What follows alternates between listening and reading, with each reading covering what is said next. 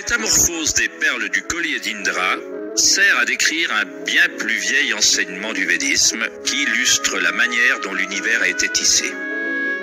Indra, le roi des dieux, a donné naissance au soleil et il déplace les eaux et les vents. Imagine une toile d'araignée s'étirant dans toutes les directions. La toile est tissée à partir de gouttes de rosée dont chacune contient la réflexion de toutes les autres, et chacune des gouttes réfléchies contient les réflexions de toutes les autres gouttelettes. Toute la toile se réfléchit, et ainsi de suite, à l'infini. On pourrait décrire la toile d'Indra comme un univers holographique dans lequel même le plus infime flot de lumière contient le modèle intégral de l'ensemble.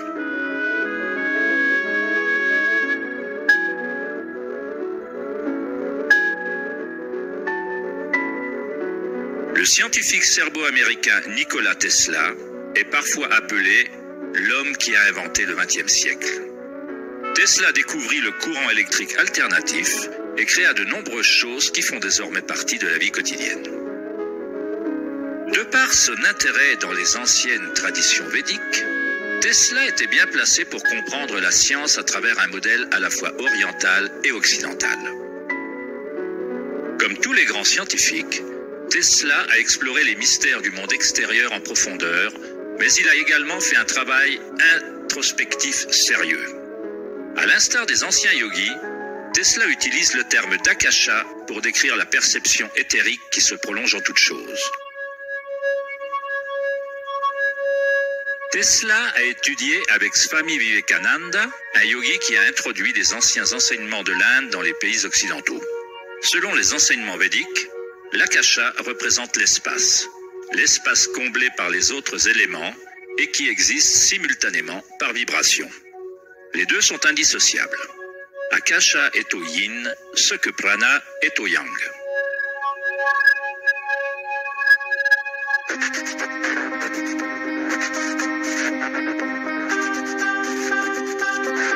La fractale est une idée moderne permettant de conceptualiser l'Akasha ou la substance primaire. Il a fallu attendre les années 80 pour que la technologie informatique permette de visualiser et reproduire mathématiquement les modèles de la nature.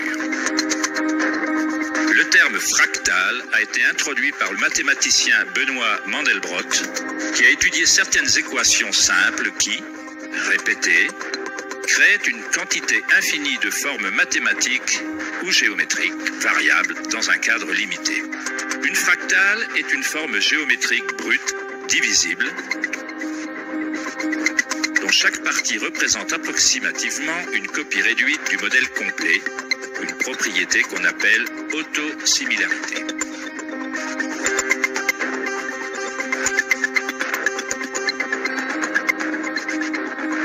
On a appelé les fractales de Mandelbrot l'empreinte du pouce de Dieu.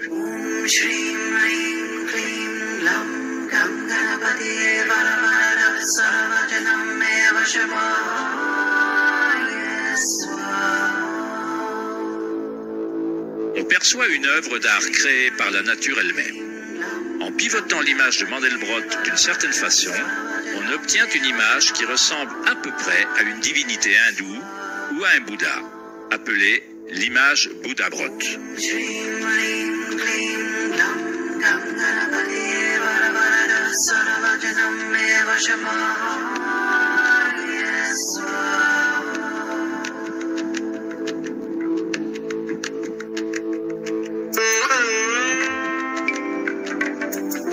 Dans certaines formes d'art et d'architectures anciens, on observe que les humains associèrent longtemps la beauté et le sacré au modèle fractal.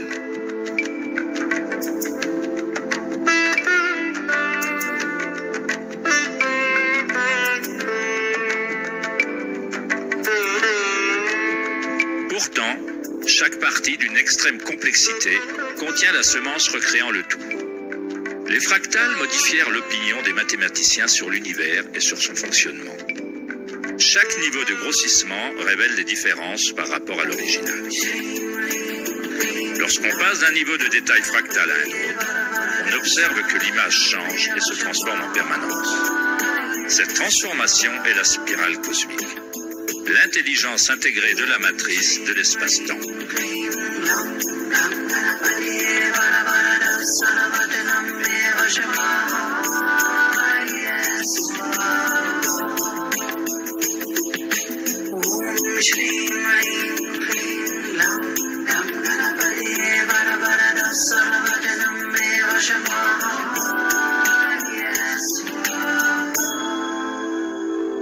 Les fractales sont en elles-mêmes un chaos de bruit et d'ordre.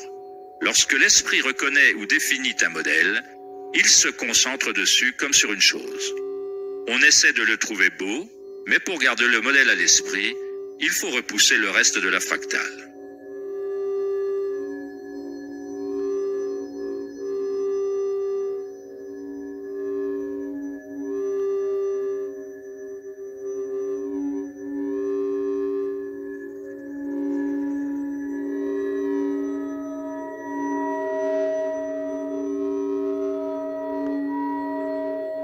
Comprendre une fractale par l'essence équivaut à limiter son mouvement. Dans l'univers, toute énergie est neutre, intemporelle, sans dimension. C'est notre créativité personnelle et notre capacité à reconnaître un modèle qui relie le microcosme et le macrocosme, le monde intemporel d'ondes et le monde solide matériel.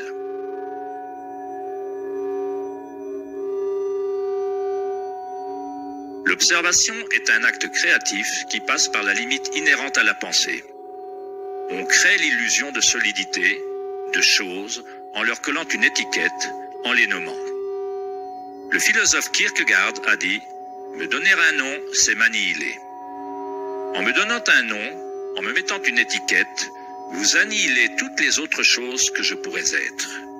On contraint la particule à être quelque chose en la définissant, en la nommant, mais en même temps, on la crée et on la définit pour qu'elle existe. Créer relève de notre nature la plus élevée. La création de choses mène à la notion de temps, ce qui crée l'illusion de solidité.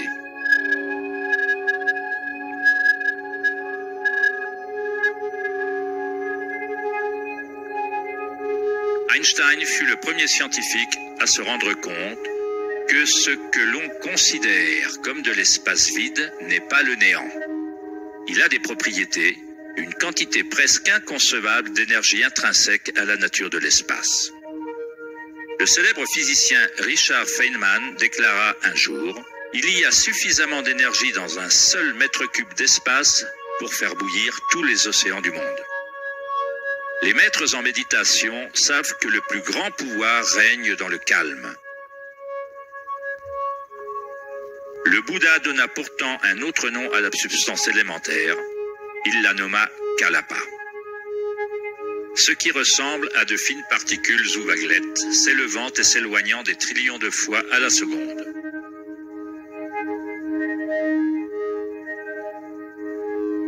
Dans ce sens, la réalité ressemble à une série de cadres sur le film d'un appareil photo holographique qui se déplace suffisamment vite pour créer une illusion de continuité. Quand la conscience est parfaitement calme, on comprend l'illusion car elle est créée par la conscience elle-même.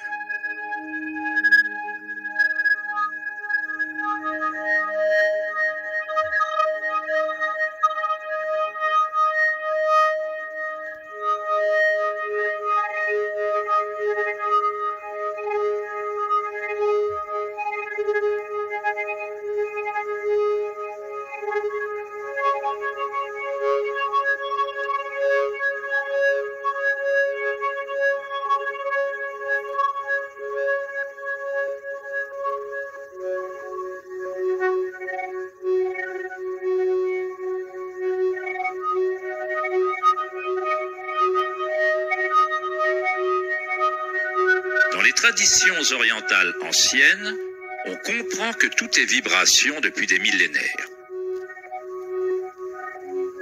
Nada Brahma, l'univers est son. Nada signifie son ou vibration, et Brahma est le nom qui se réfère à Dieu. Brahma est l'univers et est le créateur en même temps.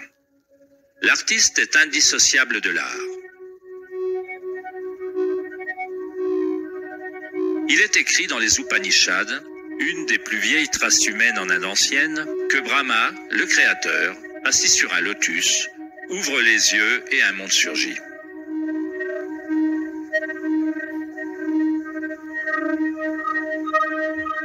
Brahma ferme les yeux et un monde s'éteint.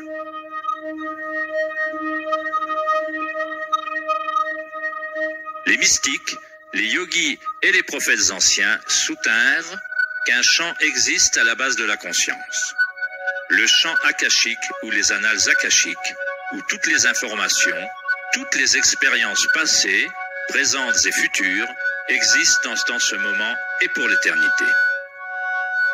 Il s'agit du champ ou de la matrice dont toute chose surgit, des particules subatomiques aux galaxies, aux étoiles, aux planètes et à toute vie.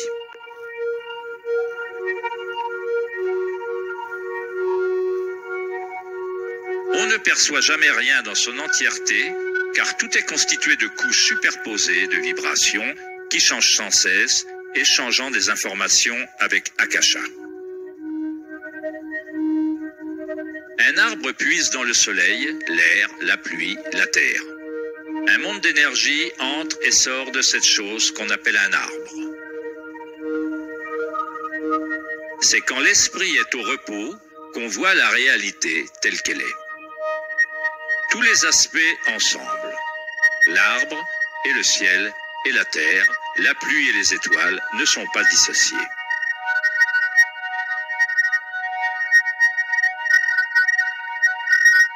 La vie et la mort, soi et l'autre, ne sont pas dissociés, tout comme la montagne et la vallée sont indissociables.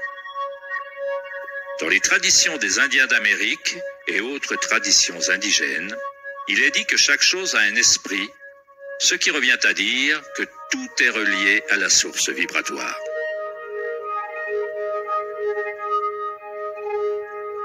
Il y a une conscience, un champ, une force qui se déplace à travers tout.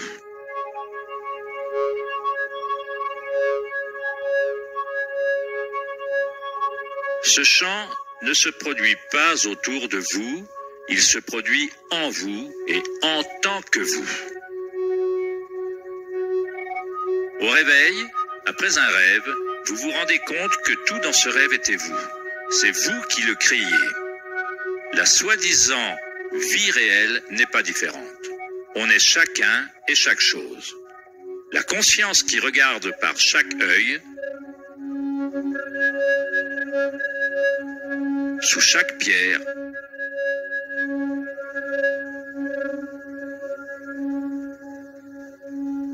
dans chaque particule.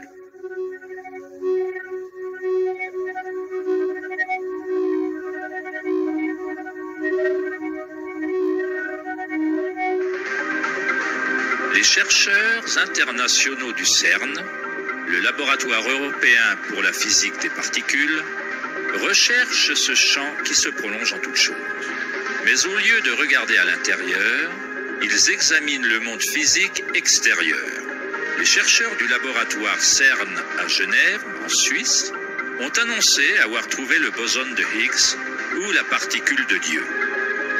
Les expériences du boson de Higgs prouvent scientifiquement qu'un champ énergétique invisible occupe le vide spatial. Le grand collisionneur d'hadrons du CERN consiste en un anneau d'environ 26 km de circonférence dans lequel deux faisceaux de particules sont accélérés dans des directions opposées pour ensuite converger et entrer en collision presque à la vitesse de la lumière. Des scientifiques observent les résultats de ces violentes collisions. Le modèle standard ne peut pas tenir compte de la manière dont les particules accumulent leur masse. Tout semble être fait de vibrations, mais rien ne vibre. C'est comme s'il y avait un danseur invisible, une ombre qui danse cachée dans la vallée de l'univers. Tous les autres danseurs ont toujours dansé autour de ce danseur caché. On a observé la chorégraphie de cette danse, mais jusqu'ici, on n'a pas aperçu le danseur.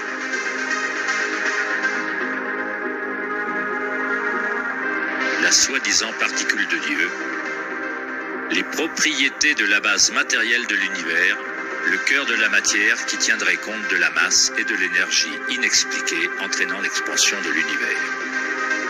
Mais loin d'expliquer la nature de l'univers, la découverte du boson de Higgs ne présente qu'un mystère encore plus profond, révélant un univers encore plus mystérieux qu'on ne l'avait jamais imaginé. La science s'approche du seuil entre la conscience et la matière. L'œil avec lequel on regarde le champ originel et l'œil avec lequel le champ nous regarde est un seul et même œil.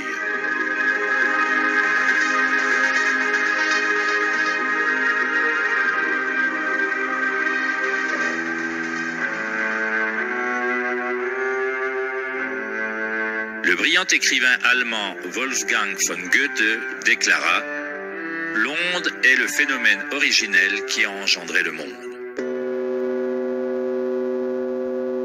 La cymatique est l'étude du son visible. Le mot cymatique vient de la racine du mot grec cyma qui signifie onde ou vibration.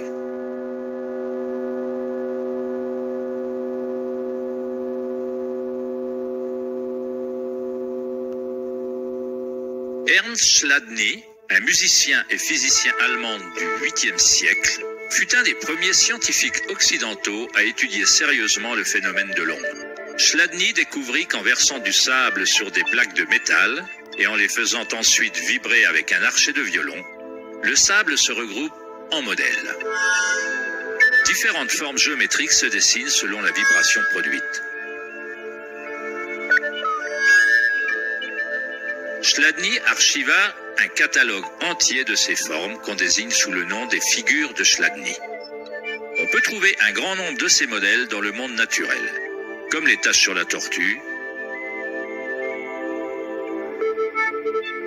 ou les modèles tachetés des léopards.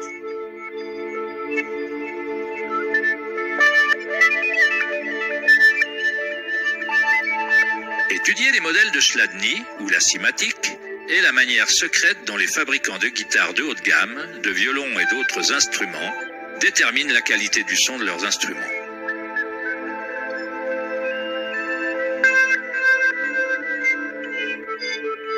Dans les années 60, Hans Jenny a développé le travail de Chladni en utilisant des fluides variés et l'amplification électronique pour créer des fréquences sonores et les a surnommées cymatiques.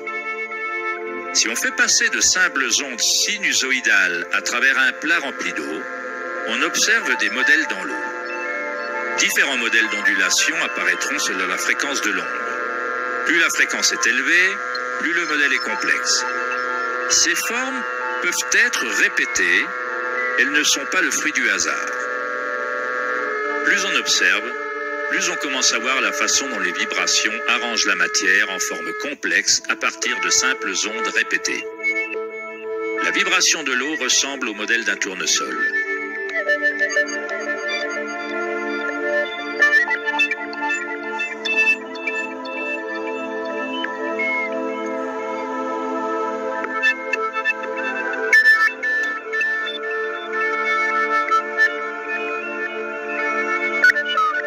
On obtient un modèle différent en changeant simplement la fréquence du son.